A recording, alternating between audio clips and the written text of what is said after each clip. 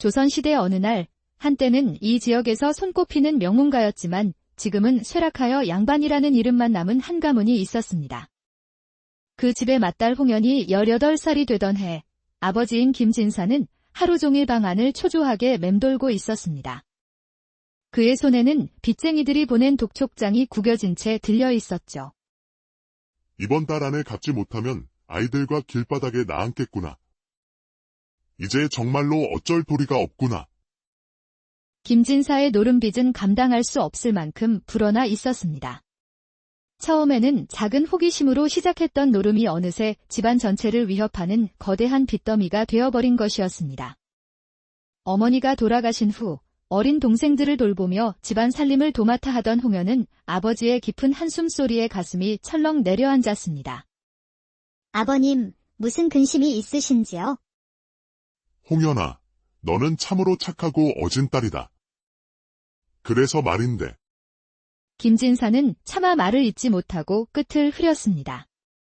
하지만 달리 방법이 없었죠.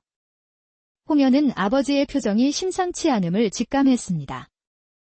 아버님, 무엇이든 제게 말씀해 주십시오. 네가 조만간 시집을 가야겠다.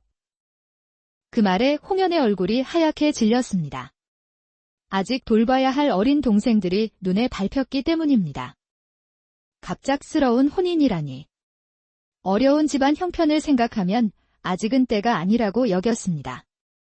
아직 동생들이 저리 어린데 제가 시집을 가면 아버님께서 어찌 감당하시려고요? 그래서 더욱 내가 희생해줘야겠구나. 내 동생들을 먹여 살리려면 옆마을 최영감댁에서 혼담이 왔다. 상처한 양반의 후처 자리다. 김진사의 목소리에는 미안함과 절망감이 뒤섞여 있었습니다. 홍연은 고개를 숙였습니다.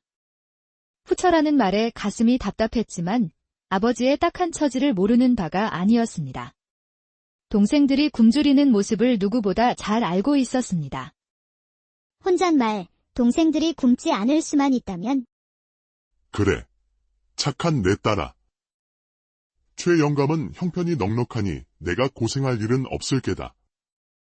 김진사는 입술을 꽉 깨물었습니다. 사실 최 영감 댁에서는 딸을 보내주면 상당한 돈을 주겠다고 제안했습니다. 그 돈이면 빚을 모두 갚고도 남을 정도였지만 그것은 곧 딸을 돈으로 파는 것과 다름없었기에 그의 마음은 천갈래 만갈래로 찢어졌습니다. 그렇게 급하게 혼례가 치러졌습니다. 신랑 최상주는 27의 나이로 키가 크고 예에 바르며 온화한 인상을 가진 남자였습니다. 부인께서 이리 어리실 줄은 몰랐습니다. 앞으로 잘 지내봅시다. 최상준의 따뜻하고 정중한 말에 홍연은 조금이나마 마음이 놓였습니다. 적어도 남편 될 사람은 좋은 사람인 것 같았습니다. 하지만 시댁에 도착한 홍연은 눈앞의 광경에 큰 충격을 받았습니다. 그녀를 맞이한 것은 따뜻한 환영이 아니었습니다.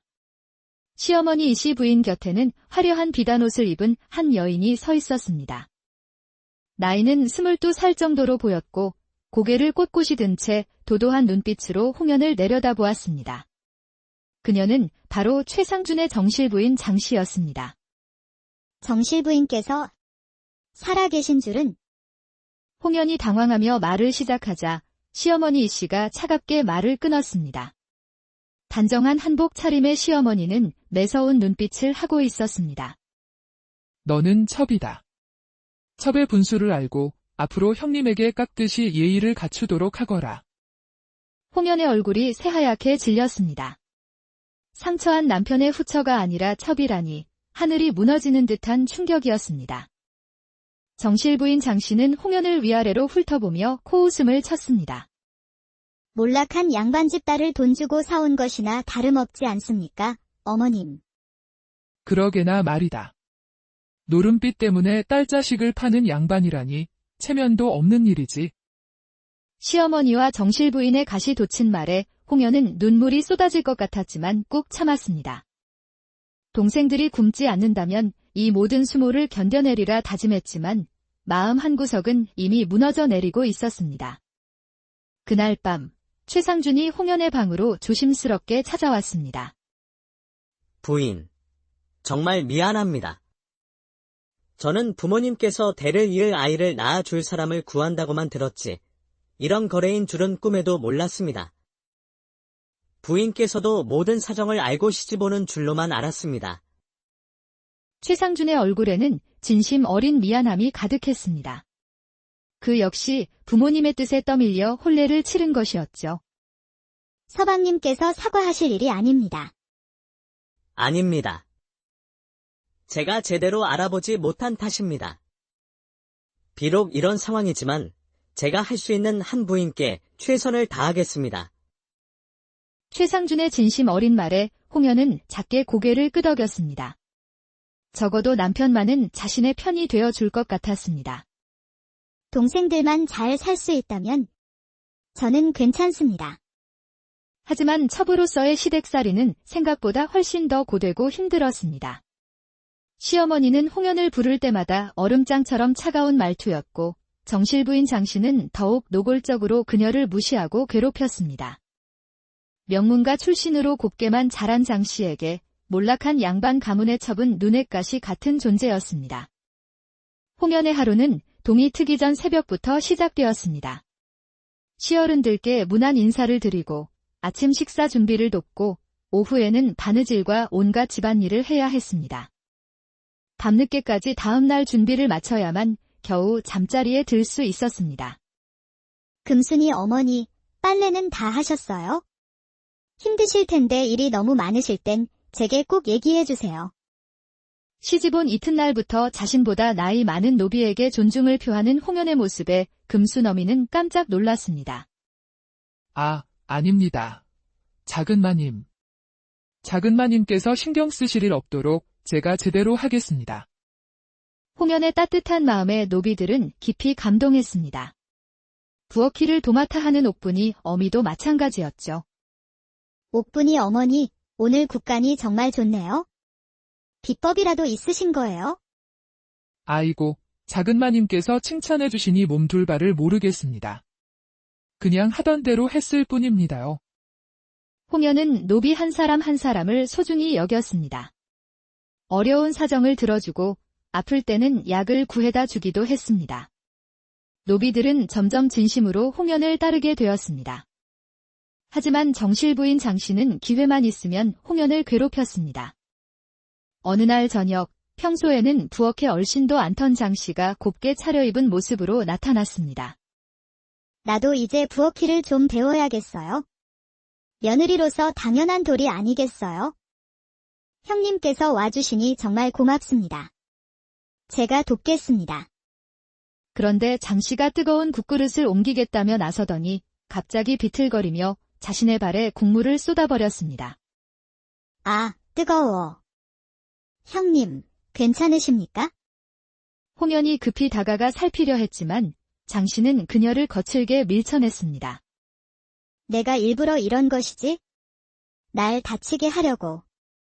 형님, 그런 게 아닙니다. 제가 도와드리려. 하지만 장씨는 이미 밖으로 뛰쳐나가 큰 소리로 시어머니를 불렀습니다.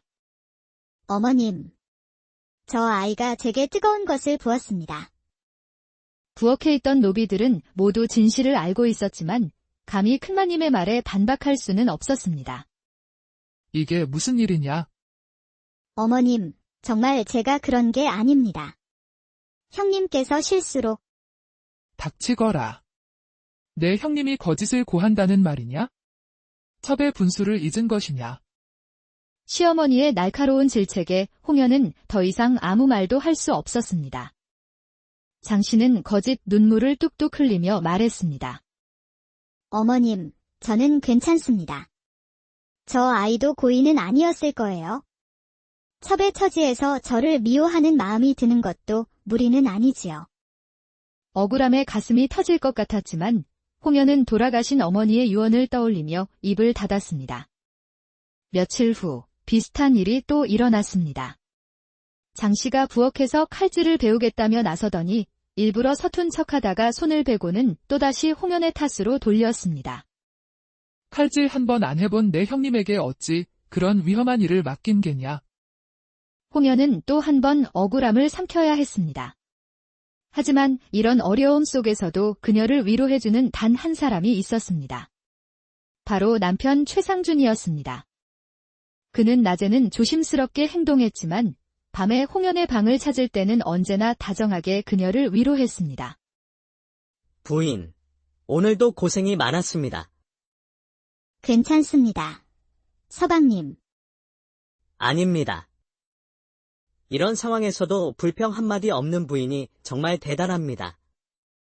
최상준은 홍연의 선량한 마음씨와 강인한 정신력에 감동하며 점점 더 깊은 애정을 느끼게 되었습니다. 혼인한 지 6개월이 지났을 때 드디어 홍연은 아이를 갖게 되었습니다.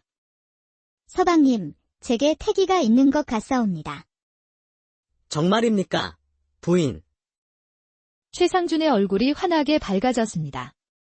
시아버지 최문원 역시 손자를 기다려왔기에 크게 기뻐했습니다. 더욱 놀라운 것은 시아버지가 꾼 태몽이었습니다. 내 어젯밤 꿈에 거대한 용이 우리 집 지붕을 휘감고 승천하는 것을 보았다. 그 용의 눈이 아주 맑고 아름다웠지. 이 아이는 분명 귀한 인물이 될 것이다. 집안에 기쁨이 넘쳤지만 단 한 사람, 큰며느리 장심하는 예외였습니다. 혼인한 지 5년이 되도록 아이를 갖지 못한 자신을 비웃기라도 하듯 첩이 먼저 임신한 것이 참을 수 없는 모욕으로 느껴졌습니다. 혼잣말, 저것이 먼저 아이를 가지다니. 내가 그동안 얼마나 노력했는데. 하늘도 무심하시지. 장씨의 투기심은 극에 달했고 결국 그녀는 해서는 안 될 끔찍한 일을 꾸미고 말았습니다. 그녀는 집안의 남자 노비 중 가장 순박해 보이는 20살 남짓한 돌쇠를 몰래 불렀습니다.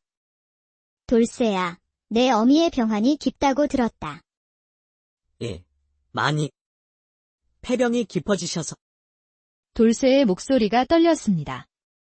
어머니는 피를 토할 정도로 위중했지만 비싼 약값을 감당할 길이 없었습니다. 약값이 많이 들겠구나. 만약 내가 너희 어머니의 약값을 모두 대준다면 어쩌겠느냐? 정말이십니까? 많이. 돌쇠의 눈이 희망으로 빛났습니다. 어머니를 살릴 수 있다는 생각에 가슴이 뛰었습니다. 대신 너는 나에게 큰 빚을 지는 것이다. 나중에 내가 부탁하는 일이 있으면 무조건 들어야 한다. 알겠느냐? 예, 마님. 무엇이든 하겠습니다. 장씨는 음흉한 미소를 지었습니다. 그로부터 며칠 후 집안에 흉흉한 소문이 돌기 시작했습니다. 작은 마님 홍연이 노비 돌쇠와 사통하여 아이를 가졌다는 터무니없는 이야기였습니다. 소문은 눈덩이처럼 불어나온 마을로 퍼져나갔습니다. 소문을 들은 최상준의 얼굴이 굳어졌습니다. 혼잣말.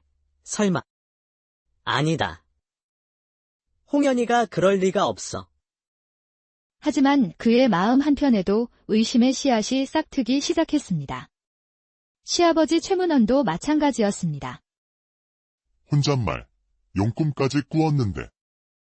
설마 그 아이가 천한 노비의 핏줄이란 말인가?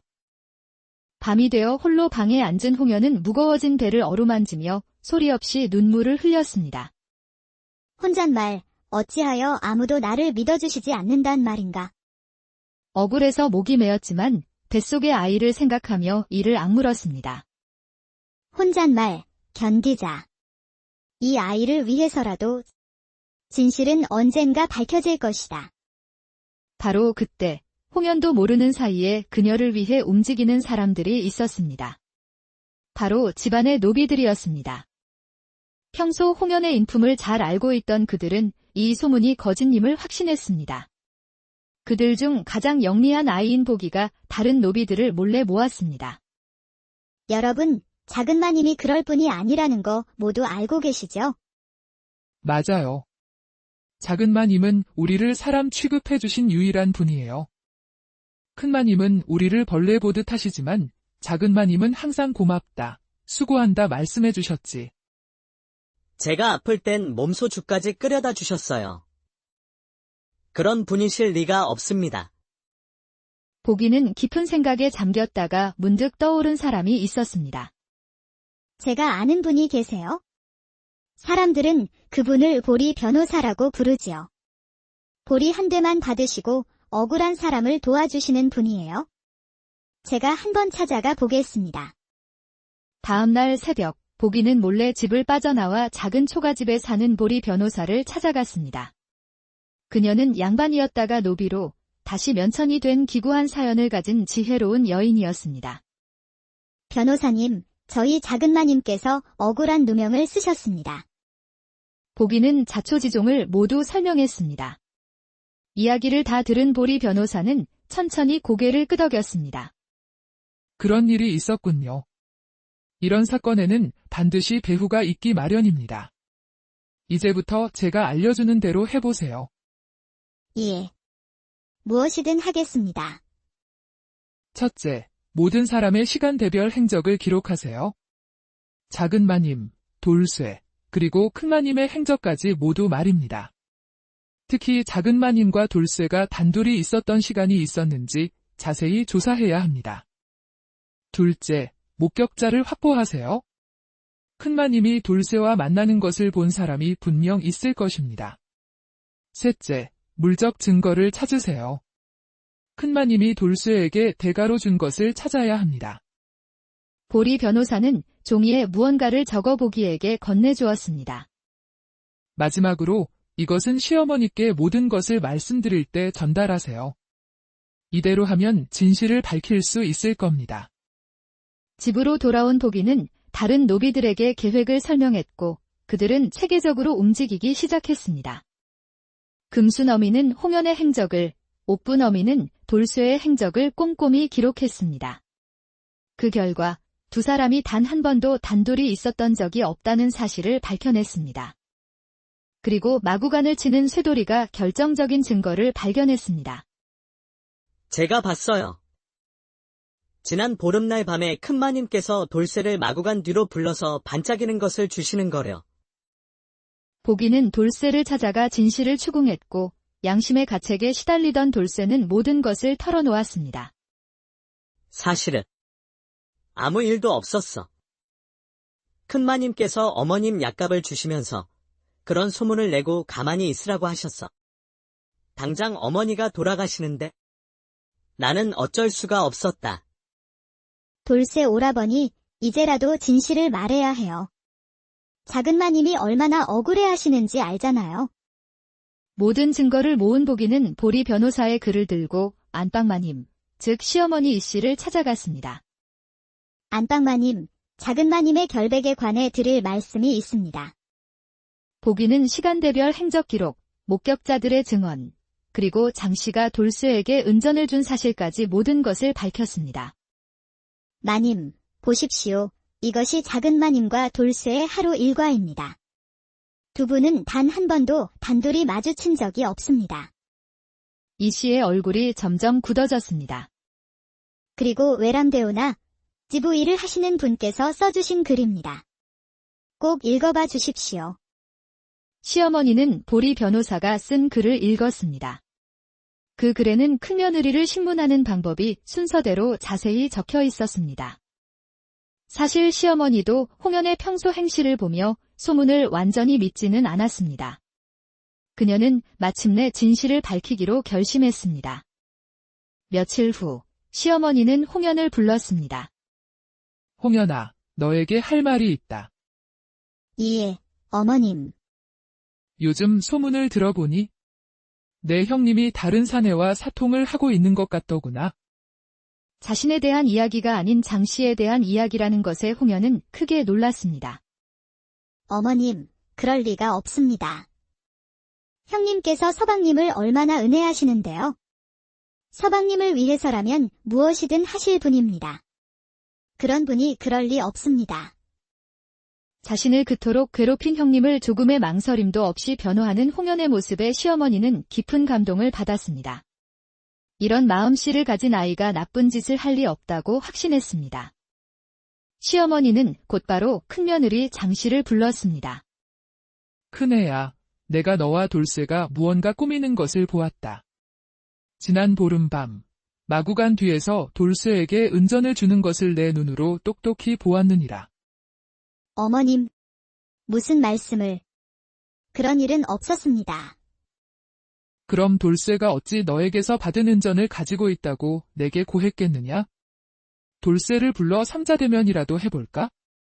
더 이상 변명할 수 없게 된 장씨는 결국 울음을 터뜨리며 모든 것을 자백했습니다. 어머님, 제가 잘못했습니다. 그 아이가 너무 미운 나머지 제가 잠시 눈이 멀었습니다. 너는 당장 이 집을 떠나거라. 친정으로 돌아가거라. 나는 집안 망신을 시키는 며느리를 둘 수 없다. 결국 큰며느리는 친정으로 소박을 맞아 쫓겨났습니다. 그 후 시어머니는 홍연을 불렀습니다. 홍연아. 내가 너의 진가를 알아보지 못했구나. 큰아이의 잘못을 내가 대신 사과하마. 앞으로는 너를 이 집의 어엿한 며느리로 대하겠다. 어머님, 홍연의 눈에 감격의 눈물이 흘렀습니다. 최상준과 시아버지 역시 홍연에게 진심으로 사과했습니다. 부인을 의심했던 제가 정말 부끄럽습니다. 용서해 주십시오. 내가 꾼 용꿈이 정말 맞았구나. 이 아이는 분명 우리 가문을 일으킬 귀한 아이가 될 것이다. 돌쇠 역시 홍연 앞에 무릎 꿇고 용서를 빌었습니다. 작은 마님, 죽을 죄를 지었습니다. 일어나세요, 돌쇠. 어머니를 살리고 싶었던 그 마음을 제가 어찌 모르겠어요. 앞으로는 정직하게 사시면 됩니다. 홍연은 돌쇠의 어머니를 위해 좋은 약재까지 직접 구해다 주었고, 이 소식을 들은 집안의 모든 노비들은 홍연에 대한 존경심이 더욱 깊어졌습니다. 그해 가을, 홍연은 건강한 아들을 낳았습니다. 시어머니는 손자를 품에 안고 환하게 웃었습니다. 이 아이야말로 우리 집안의 진짜 희망이구나. 너처럼 어진 어머니에게서 태어났으니 얼마나 훌륭하게 자라겠느냐. 그 후 시어머니는 마을 사람들에게 늘 자기 며느리를 자랑했습니다. 우리 며느리만큼 효성스럽고 착한 며느리가 또 어디 있겠소?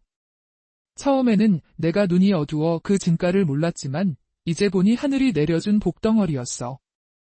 시어머니의 마지막 선택은 단순히 악한 며느리를 내치는 것이 아니라 어진 며느리의 사람됨을 알아보고 그녀를 진정한 가족으로